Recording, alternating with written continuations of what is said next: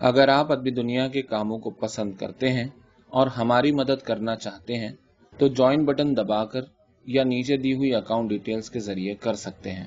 شکریہ۔ ہاجرہ مسرور کی کہانی، شرف کاٹیج۔ لمبی بل کھاتی سڑک کے کئی پھیرے لگانے کے بعد ہم دونوں ڈاک خانے کی بلند عمارت کے زینے پر دم لینے کو بیٹھ گئے۔ ریڑھی پر کباب تلے جا رہے تھے۔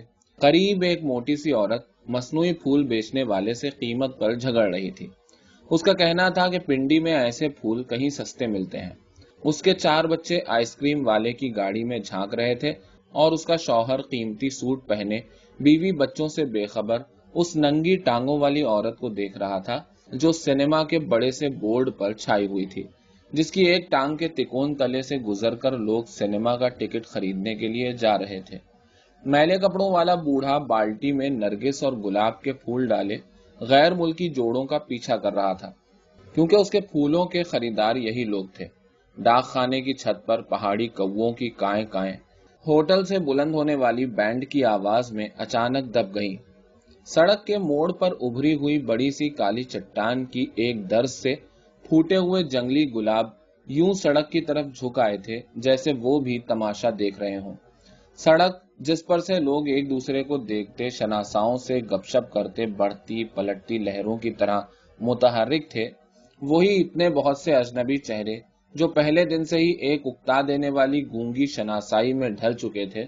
پہاڑ کا حسن رنگین قیمتی کپڑوں اور بوتلوں سے نکلی ہوئی خوشبوؤں میں کہیں گم ہو گیا تھا۔ ہم دونوں جیسے روٹھ کر ادھر سے پلٹے اور احتجاجاً پکی سڑک چھوڑ کر پتھریلی ڈھلانوں پر اتر آئے۔ ایک دوسرے کا ہاتھ پکڑے اندھا دھند آگے ہی بڑھتے گئے۔ سیدھی سڑکیں فاصلے اور تھکن کا احساس بخشتی ہیں، لیکن درختوں میں گھری ہوئی پھولوں سے سجی ہوئی پگڈنڈیوں سے گزرو تو جسم یوں ہلکا پھلکا ہو جاتا ہے جیسے پر نکل آئے ہوں۔ ہم اپنی بلند آوازوں اور بے ساختہ ہنسی سے خود ہی لطف اندوز ہو رہے تھے۔ سمت، وقت اور فاصلے کا احساس گم ہو چکا تھا۔ گلہریاں ہمارے شور سے گھبرا کر درختوں پر چڑھ جاتی اور چڑیاں اپنے پر کھول کر فضا میں تیر جاتی، اور اس عالم میں مجھے اپنے ہاتھ پر ان کے ہاتھ کی گرمی ایک عجیب سی حفاظت اور انوکھی سی بے لوث محبت کا احساس بخش رہی تھی۔ ہمیں خبر بھی نہ ہوئی کہ کب پیلی پڑتی دھوپ کو بادلوں نے اپنے آنچل میں لپیٹ لیا۔ خبر اس وقت ہوئی جب بارش اور اولوں نے آ لیا۔ ہم نے اپنے ارد گرد کسی چھت، کسی مکان کا تو خیال ہی نہ رکھا تھا۔ ہم دونوں ایک ہی برساتی اپنے سروں پر پھیلائے ایک دوسرے کی کمر میں ہاتھ ڈالے نیچے ہی نیچے اترتے گئے۔ قریب ہی کہیں ایک کتا اپنی خوفناک آواز میں بھونکا، کتا جو انسان کی موجودگی کی خبر دیتا ہے، اور پھر دھواں دھار بارش کی لڑیوں کے پیچھے سے ایک ہیولا سا ہماری طرف بڑھا۔ آ جاؤ پیچھے پیچھے، آ جاؤ، سنبھل کر آنا صاحب۔ بڑی بڑی مونچھیں بارش کے دھوئیں میں بھی نمایاں تھیں۔ ہم گرتے پڑتے پیچھے چل پڑے۔ درختوں سے ڈھکی ہوئی پہاڑی ڈھلانوں پر بنے ہوئے گھر بڑے منکسر مزاج ہوتے ہیں، اپنا سر جھکائے رکھتے ہیں۔ ہم تو چھت کی پناہ گاہ کے کہیں قریب ہی تھے۔ چند ہی لمحوں کے بعد ہم بھاری بھرکم سرخ مخمل والے صوفوں اور ریلوے ویٹنگ روم جیسی جہازی سائز والی آرام کرسیوں سے سجے ہوئے کمرے میں تھے۔ ہماری اکلوتی برساتی سے پانی نچڑ کر قالین بھگو رہا تھا، اس کی ہمیں خبر نہ ہوئی۔ بس ہم تو ایسے شریر بچوں کی طرح ہنس رہے تھے جو مار کھانے سے بچ گئے ہوں۔ اسی لمحے اندر کی طرف کھلنے والے دروازے کے سفید پردے کو حرکت ہوئی تو ہم دونوں جھجک کر قالین سے ہٹ کر لکڑی کے فرش پر آ گئے۔ بند کمرے میں بجھتے ہوئے انگاروں کی مہک کے ساتھ ایک بڑی مدھم، بڑی شائستہ سی خوشبو شامل ہو گئی۔ باہر کتا مسلسل بھونک رہا تھا اور بارش بھی اسی زور شور سے ہو رہی تھی۔ اس کے باوجود گھنگروؤں کی ہلکی سی چھنک صاف سنائی دی، اور پھر پردہ ہٹا کر 10-12 سال کی ایک لڑکی پرانی کشمیری شال لپیٹے اندر جھانکی۔ اس کے ہاتھ میں تہہ کیا ہوا نیلا تولیہ تھا۔ خاتون کہتی ہیں آپ اندر آ جائیں بی بی صاحب۔ اس نے اس طرح کہا جیسے وہ مجھے کوئی سزا سنا رہی ہو، لیکن مجھے خاتون کے لفظ سے بھولی بسری افسانوی سی خوشبو پھوٹتی محسوس ہوئی۔ میرے شوہر نے میرا ہاتھ دبا کر مجھے روکنا چاہا۔ شاید آپ کو بھی ایک پیالی چائے مل جائے۔ جاؤں؟ میں نے سرگوشی کی۔ انہوں نے میرا ہاتھ چھوڑ دیا۔ نیم تاریک سی راہداری سے گزر کر لڑکی نے تولیہ مجھے پکڑا کر غسل خانے کا دروازہ میرے لیے کھول دیا۔ بالکل وہی قصباتی ریلوے اسٹیشن والا فرسٹ کلاس ویٹنگ روم کا غسل خانہ۔ اگر یہاں کوئی اضافہ تھا تو اونچی سی کھڑکی پر سفید جھالر والے سفید پردے کا اور کھوٹیوں پر ٹنگے ہوئے بہت سے نیلے پیلے سرخ کپڑوں کا، جن سے پسینے کی اور خوشبوؤں کی ملی جلی سی خوشگوار بو پھوٹ رہی تھی۔ میں نے دھندلے سے آئینے کے سامنے چہرہ خشک کرتے ہوئے سوچا، اگر چلتے وقت ساجد بھائی نے ہمیں زبردستی اپنی برساتی نہ تھما دی ہوتی تو کیا ہوتا؟ انہوں نے کہا تھا کہ پہاڑوں کی بارش اور دھوپ کا کوئی اعتبار نہیں ہوتا۔ غسل خانے کے دروازے پر گھنگروؤں والی تھپکی سن کر میں نے دروازہ کھولا تو دیکھا وہی چھوٹی سی لڑکی ہاتھوں پر استری کیا ہوا نیلے رنگ کا شلوار سوٹ لیے کھڑی تھی، جس میں سے وہی شائستہ سی خوشبو پھوٹ رہی تھی جس نے اس گھر میں داخلے کے وقت ہمارا استقبال کیا تھا۔ خاتون کہتی ہیں آپ کے کپڑے بھیگ گئے ہیں، یہ پہن لیجئے۔ لڑکی نے کہا، نہیں شکریہ، ضرورت نہیں، تم مہربانی سے میرے صاحب کو تولیہ دے دو، وہ جو باہر کمرے میں ہے نا انہیں۔ میں نے لڑکی کی طرف تولیہ بڑھایا۔ خاتون کا حکم ہے کہ بی بی کی دیکھ بھال گل جان کرے اور صاحب کی دیکھ بھال بابا کرے، فکر نہ کیجیے۔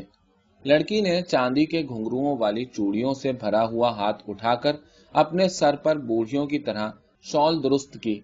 آپ ادھر بیٹھ جائیں بی بی صاحب، خاتون نے کہا ہے۔ لڑکی مجھے چھوٹے سے ہال میں چھوڑ کر بلی کی طرح چپکے سے غائب ہو گئی۔ لکڑی کی ڈھلوان چھت کے نیچے بیٹھ کر بارش کی تیز آواز یوں معلوم ہو رہی تھی جیسے کوئی چھت پر ٹیپ ڈانس کر رہا ہو۔ ہوا کے جھکڑوں میں شیشے کی بند کھڑکی پر درخت کی ایک ٹہنی بار بار جھک کر اندر جھانک رہی تھی۔ جھالروں والے سفید پردے ربن سے بندھے کھڑکی کو محراب کی شکل دے رہے تھے۔ یہاں بھی باہر والے کمرے جیسا فرنیچر تھا اور اسی طرح صوفوں کی پشت پر اور ہتھوں پر نفیس کڑھت والے سفید کور پڑے تھے، جن میں پہاڑوں پر کھلنے والے سارے پھولوں کے رنگ جیسے کھلکھلا کر ہنس رہے تھے۔ کھڑکی کی سل پر رکھا کشتی نما گلدان چیڑ کے خشک پھلوں اور سوکھی ٹہنیوں سے سجایا گیا تھا، اور اس کے قریب ہی انگریزی کا ایک زنانہ میگزین پڑا تھا جس پر ایک حسینہ نائٹ گاؤن میں ملبوس جیسے اڑنے کے لیے ہاتھ پھیلائے ہوئے تھی۔ کھڑکی سے بہت نیچے بہت کمان جیسی سڑک پر کسی بس کا ہارن بے تابی سے چلانے لگا اور اسی وقت اچانک بجلی اس طرح چمکی کہ ہر شے سفید تر ہو گئی۔ اس کے بعد خوفناک کڑک نے تو بالکل ہی دہلا دیا۔ ایک خوف دوسرے خوف کو جنم دیتا ہے۔ سارا ماحول ایک دم مجھے بے حد پراسرار لگنے لگا۔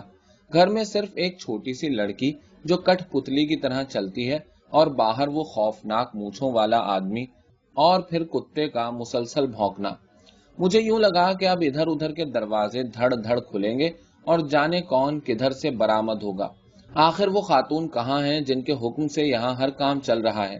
اچانک دروازے کے پیچھے گھنگرو بجے اور میں نے گھبرا کر آواز دی، لڑکی، اے لڑکی، سنو، ادھر آؤ تم۔ لڑکی پردہ ہٹا کر دبے پاؤں چلتی میرے سامنے آ کھڑی ہوئی۔ تمہاری بیگم کہاں ہے؟ میں نے اسی لہجے میں پوچھا۔ وہ تو ادھر نہیں، وہ تو لاہور میں ہے، لڑکی نے مجرموں کی طرح سر جھکا کر آہستہ سے کہا اور بلی کی طرح باہر کھسکنے لگی۔ میں اس کے پیچھے لپکی کہ یہاں سے باہر نکل جاؤں، لیکن اس سے پہلے کہ میں باہر جا کر انہیں اس پراسرار ماحول کی کہانی سناتی، وہ میری راہ میں کھڑی نظر آئی۔ ایک بے حد مدھم اور شائستہ سی خوشبو میں بسی سفید پردے کی محراب کے درمیان وہ کچھ یوں کھڑی نظر آئی جیسے ایک خواب ہو۔ مکمل حسن کیا ہے، اس کے سانچے ہر ذہن میں، ہر سرزمین پر مختلف ہو سکتے ہیں، لیکن مجھے یوں لگا جیسے عورت کی خوبصورتی کی جو مکمل تصویر میرے ذہن میں تھی وہ میرے سامنے ہے۔ میں ساکت رہ گئی۔ یقیناً اسے میرے چہرے کے تاثرات کا اندازہ ہو گیا تھا، اس لیے اس نے مجھے ہوش میں آنے کا موقع دیا اور پھر آہستہ آہستہ قدم اٹھاتی وہ میری طرف بڑھی۔ اس کا سفید جالی کا غیر معمولی لمبا دوپٹہ دونوں شانوں پر سے ہوتا ہوا آبشار کے جھاگ کی طرح اس کی ایڑیوں کے آس پاس مچل رہا تھا۔ اپنا خوبصورت ہاتھ پھیلائے وہ اس صوفے کی طرف دیکھنے لگی جس پر وہ مجھے بٹھانا چاہ رہی تھی۔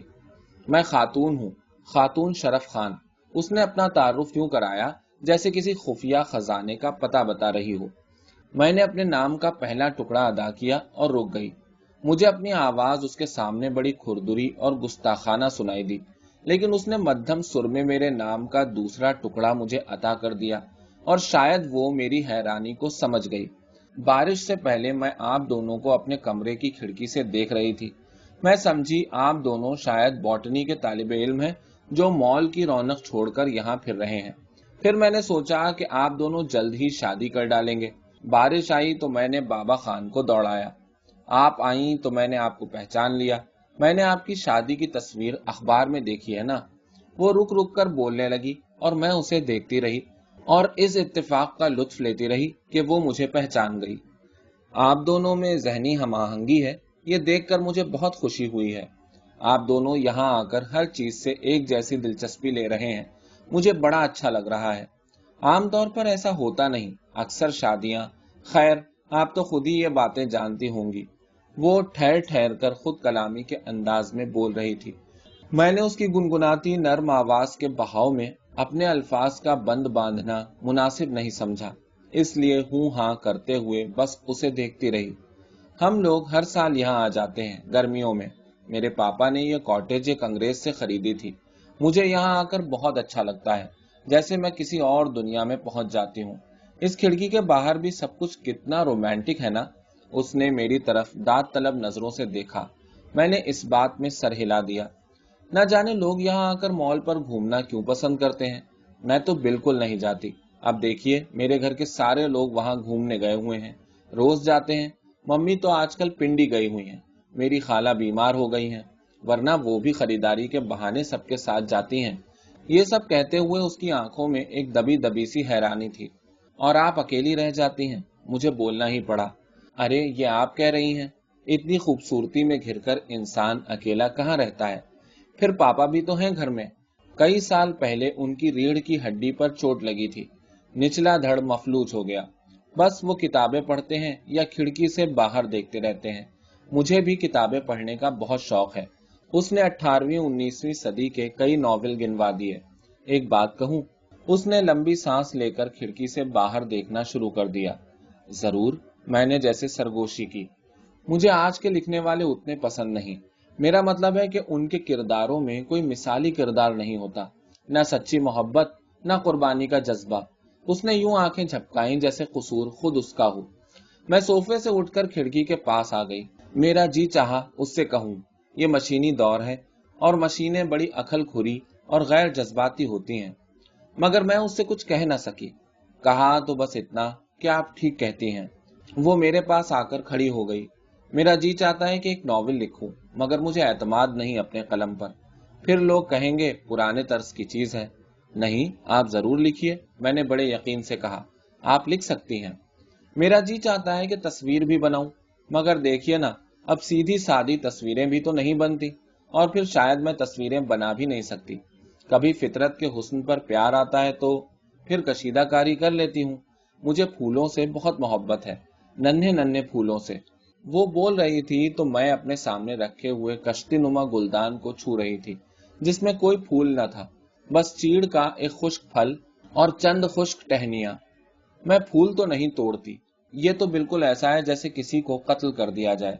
उसने मेरी उंगलियों की सवालिया हरकत का जवाब दिया। फूल तो अपनी जड़ों के ऊपर भी मुरझा जाते हैं, मैंने आहिस्ता से कहा। हाँ, मगर मुरझाते हुए अपने बीज तो जमीन के सुपुर्द कर देते हैं। आप देखिए, इन पहाड़ों का कोई माली नहीं, मगर हर तरफ फूल ही फूल हैं। उसने इस तरह कहा जैसे फूल उसका बहुत ही जाती मामला हो। छोटी लड़की अपनी चूड़ियों के घुंघरू छनकाती चाय की ट्रे लिए अंदर आई और हम दोनों सोफे की तरफ लौट आए। लकड़ी की छत पर बारिश अपना नाच खत्म कर चुकी है, इसका एहसास मुझे चाय का घूंट लेते हुए हो सका। धुआं धुआं से पहाड़ों के पीछे डूबते हुए सूरज का अक्स उसके चेहरे पर पड़ रहा था। उसने अपनी प्याली को होठों से छुआ तो कुछ इस तरह जैसे प्याली से कुछ कह रही हो। कहीं अंदर से एक बच्चे के रोने की आवाज आई। मैंने उसकी तरफ देखा। उसने मेरी आंखों में सवाल पढ़ लिया। मेरी सबसे छोटी बहन का बच्चा है, उसने अपने मखसूस अंदाज में आहिस्ता से इत्तला दी। मैं फिर भी उसकी तरफ देखती रही। आपको मेरे आइडियल का अंदाजा तो हो गया होगा। मैं सिर्फ दौलत और समाजी रुतबे वाले के साथ खुश नहीं रह सकती, इसलिए छोटी बहनों को बिठाए रखना कोई अच्छी बात तो ना होती। मैंने मम्मी को बता दिया था। हम तीनों बहनों की उम्रों में डेढ़ डेढ़ साल का फर्क है। यूं भी हमारे यहाँ लड़कियों की शादी जल्दी कर दी जाती है। छोटी लड़की कमरे में आ गई। उसकी उंगली पकड़े 2 साल का एक खूबसूरत बच्चा साथ था। खातून बीबी साहब को साहब बुलाते हैं, लड़की ने इत्तला दी। मैं उठ खड़ी हुई, हालांकि मेरा जी चाह रहा था कि बैठी रहूं। वो मेरे साथ बड़े शाहाना अंदाज से उठी। उसके शानों पर से बहता हुआ गैर मामूली लंबा दुपट्टा उसकी एड़ियों पर मचलने लगा। उसने अपना नर्म गर्म हाथ मेरे हाथ में दे दिया।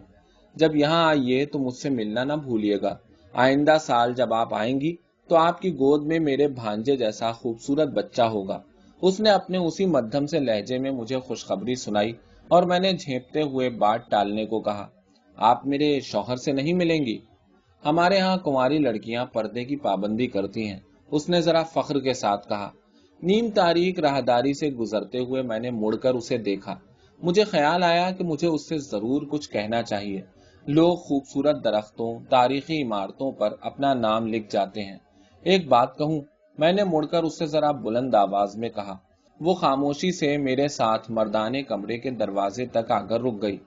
आप बहुत खूबसूरत हैं, बहुत। मैंने सोचा कि वो आम औरतों की तरह अपनी तारीफ सुनकर बनेगी, इतराएगी, शर्माएगी, कुछ नहीं तो खिलखिलाकर हंसने लगेगी। लेकिन उसकी कॉफी की रंगत वाली आंखों ने कोई पैंतरा न बदला। उसकी घनी पलकें मोर के परों की तरह पपोटों पर छाई रहीं। हाँ, होठों के बाएं गोशे और रुखसार के संगम पर एक मासूम सा भंवर बना और मिट गया। एक दूसरे का हाथ पकड़े पथरीले रस्तों पर चढ़ते हुए हमने अचानक मुड़कर देखा। खातून अपने कमरे की खुली खिड़की में थी। शाम के धुंधलके में उसका उड़ता हुआ दुपट्टा उड़ती फाख्ता के परों जैसा नजर आ रहा था। मैंने अपने शौहर के सामने खातून के हुस्न की तस्वीर खींचने के लिए अल्फाज के इतने रंग बिखेरे कि उन्हें कहना पड़ा, अरे तुम कैसी औरत हो, बिल्कुल बेवकूफ। कोई दूसरी औरत की तारीफ भी यूं करता है? औरतें तो दूसरी औरत के पकाए हुए खाने तक की तारीफ नहीं करती शौहर के सामने। मैं तो बस ऐसी ही हूं। मैंने तो जो कुछ जिंदगी भर में देखा है, जो कुछ महसूस किया है, जो देखूंगी, जो महसूस करूंगी, उसमें आपको हिस्सेदार बनाए रखना चाहती हूँ। ये मर्द और औरत कहाँ बीच में आ टपके। 9 साल बाद हम दोबारा डाक खाने की इमारत के पास दम लेने को रुके थे। हमारी दोनों बच्चियां मॉल के मेले में तितलियों की तरह उड़ते उड़ते थक गई थीं। मरी में ये उनका पहला दिन था। अचानक हम दोनों जैसे खामोश मुआहिदे में बंधे वहां से पलटे और पक्की सड़क छोड़कर पथरीली पगडंडियों पर उतर आए। सब कुछ 9 साल पहले की तरह नहीं था। ढलानों में कुछ घर नए बन गए थे, कुछ बन रहे थे। हम पगडंडियों पर फूलों को कुचलने से बचाते, दरख्तों को छूते आगे ही आगे उतरते गए। हमारी बच्चियां इस तजर्बे से खुश होकर जोर जोर से हंस रही थीं। कहीं कुत्ते के भौंकने की आवाज आई तो मैंने अपने हाथ पर उनके हाथ का गर्म दबाव महसूस किया। हम दोनों एक दूसरे से बगैर कुछ कहे हंसते हुए बच्चियों को संभालते, थामते, समते बदल बदल कर खातून की कॉटेज तलाश करने लगे। आखिर हम नौकरों के क्वार्टरों की दीवार तक पहुंचे तो उसकी ओट में शरफ कॉटेज मौजूद थी। बड़ी बड़ी सियाह मूछों में 2 एक सफेद बाल चमक रहे थे। शरफ खान साहब से मिलना है, मेरे शौहर ने कहा। वो अल्लाह को प्यारा हुआ, जवाब मिला। तुम गुलजान के बाबा खान हो ना? मैंने पगडंडी से उतरते हुए पूछा। गुलजान का शादी हुआ, कराची गया, जवाब मिला। और वो हमें उस कमरे में छोड़ गया। सब कुछ उसी तरह था। एक अधेड़ उम्र रीछ नुमा मोटे साहब ने हमारा इस्तकबाल किया।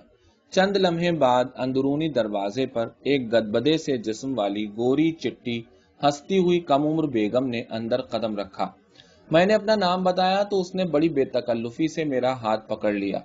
मैंने बच्चियों के साथ अंदर जाते हुए मुड़कर शौहर को देखा, जो उन पहाड़ नुमा साहब के साथ बैठे बड़े मजलूम से नजर आ रहे थे। नीम तारीख राहदारी से गुजरते हुए वो बोल रही थी, मैं आपका नाम कैसे ना जानती। खातून पी आपका बहुत तस्करा करती हैं। तशरीफ रखिए, आप खातून पी की सहेली हैं, मैं भी आपको पी कहूंगी, उसने गर्म जोशी से हंसते हुए कहा। वो आप ही का अलिफ उड़ा गई। अंदरूनी हॉल में सब कुछ तकरीबन उसी तरह था। बारिश में 10-15 मिनट की इत्तेफाकिया मुलाकात ने खातून को मेरे इतने करीब कर दिया کہ उसकी बहन मुझे सहेली कह रही थी। मुझे अपनी जात के बारे में जबरदस्त खुशफहमी होने लगी। बच्चियां बड़ी प्यारी हैं आपकी, नाम बताइए अपना। शाबाश, बताइए तो भला। ये मरहला भी मेरी मदद से तय हुआ। बड़े नए से नाम हैं, खातून पी सुनेंगी तो खुश हो जाएंगी। खातून पी ने आपकी किताबें लाहौर से मंगवाई थी, घर में सबको पढ़वाई। मुझे भी किसी जमाने में लिखने पढ़ने का शौक था, मगर इतनी जल्दी शादी हो गई मेरी, पढ़ने का वक्त ही नहीं मिलता। दिमाग में जैसे भूसा भर गया। वो शर्मिंदगी से हंसने लगी। घर और बच्चे मुश्किल ही से फुर्सत देते हैं। मैंने इधर उधर देखते हुए कहा, मगर मेरे तो कोई बच्चा नहीं। वो खिलखिला कर हंसी। हो जाएगा। मैं उसकी बेतकल्लुफी और बेसाख्तगी पर हंसने लगी। कोई आसमान से टपकेगा? आप तो जानती होंगी सारा इल्जाम बीवी पर आता है, मगर मैं उनकी पहली बीवी जैसी सीधी नहीं जो उसकी तरह जागीर में मुंह छुपाए बैठी रहती। मियाँ जी के साथ इलाज के लिए अमेरिका गई। वहां पता चला मियाँ जी आप ही लाइलाज हैं। अब यूं मेरे इशारे पर नाचते हैं। उसने अपनी उंगली लहराई और यूं हंसी जैसे खेल में जीत गई हो। मुझे उस भारी भरकम रीछ नुमा शख्स के नाचने के तसव्वुर पर हंसी आ गई। फिर वो बताती रही कि मियाँ जी की जागीर में से क्या कुछ उसके नाम लिखा जा चुका है। उसकी मुसलसल बातों के दरमियान मेरी आंखें बार बार राहदारी के दरवाजे की तरफ उठ जाती। मैं खातून की मुंतजिर थी। उसने मेरी नजरें पकड़ ली और वो हंसती हुई भद भद करती अंदर चली गई। थोड़ी देर बाद वो हंसी की फुलझड़ियां छोड़ती अंदर आई तो उसके पीछे एक अधेड़ उम्र औरत ट्रे में बिस्किट, दाल मोठ किस्म की चीजें लिए अंदर आ गई। चाय अभी आती है, उसने कहा। और खातून, मेरे सब्र का बंद टूट गया। अरे, मैंने आपको पहले नहीं बताया? खातून पी एक बार घर से निकली तो कब लौटेंगी कौन बता सकता है। उन्हें मेरी तरह मोटा होना पसंद नहीं, आप तो उन्हें जानती हैं। वो फिर खिलखिलाई, मगर मुझे ये भी नहीं मालूम था। खातून की शादी हो गई? मैंने पूछा तो हंसी की फुलझड़ियां एकदम बुझ गईं। खातून पी ने आपको नहीं बताया था? उसने हैरत से पूछा। मैंने कोई जवाब नहीं दिया, क्योंकि 9 साल पहले 15-20 मिनट की मुलाकात में खातून ने अपने बारे में इतनी बहुत सारी बातें इतने सहर अंगेज तरीके पर बता डाली थी। अब खुदा जाने उसकी बहन किस बात के बारे में पूछ रही थी। उनकी हमारे चचाजाद भाई से मंगनी हुई थी। बहुत मोहब्बत थी दोनों में। तब वो 16 साल की थी। आने वाली ईद में शादी मुकर्रर हुई थी, मगर फिर खातून भी बीमार हुई। मालूम हुआ उनके अंदर ट्यूमर है। बड़ा ऑपरेशन हुआ, मुश्किल से जान बची। अब देखिए ना, हर कोई शादी के बाद घर में बच्चे देखना चाहता है, इसलिए मंगनी टूट गई। उसकी आवाज भर्रा गई। वो जल्दी प्लेटों में चीजें निकाल कर हमें पेश करने लगी, मगर मैं जल्दी से उठ खड़ी हुई। शायद रास्ते में आपको वो मिल जाएं, मगर आप पहचानेंगी नहीं, एकदम बदल गई हैं। डॉक्टर कहते हैं कि हार्मोन्स। वो तफसील से बताने लगी, मगर मैंने कुछ न सुना। वापसी पर मेरे शौहर ने खातून के लिए कुछ नहीं पूछा और न मैंने बताया। मैं तो अपनी बच्चियों के बारे में फिक्रमंद थी। उन्होंने मेरा हाथ थामना चाहा तो मैंने गैर इरादी तौर पर अपना हाथ छुड़ा लिया। अरे, जरा छोटी को उठा लीजिए, इतनी चढ़ाई है, कहीं फिसल ना जाए। मैंने अपनी बड़ी बच्ची का हाथ मजबूती से थामते हुए कहा। उस वक्त मेरे शौहर पलटकर शरफ कॉटेज की तरफ देख रहे थे। मैं चढ़ाई पर हाँपते हुए एकदम हंस पड़ी तो वो भी मेरा साथ देने लगे। डाक खाने के पहलू से गुजरते हुए मेरी नजर उभरी हुई सियाह चट्टान पर रुकी, जिसकी एक दर्ज से गुलाब की फूलों भरी झाड़ी बदस्तूर झुकी हुई थी, लेकिन अब उसके नीचे सियाह बुर्के में लिपटी एक औरत खड़ी थी। मैंने उसे पहचाना, मगर मैंने अपने शौहर को नहीं बताया। शरफ कॉटेज की खातून को मैं अपने शौहर के तसव्वुर में आखिर क्यों जूं का तूं जिंदा रखना चाहती थी।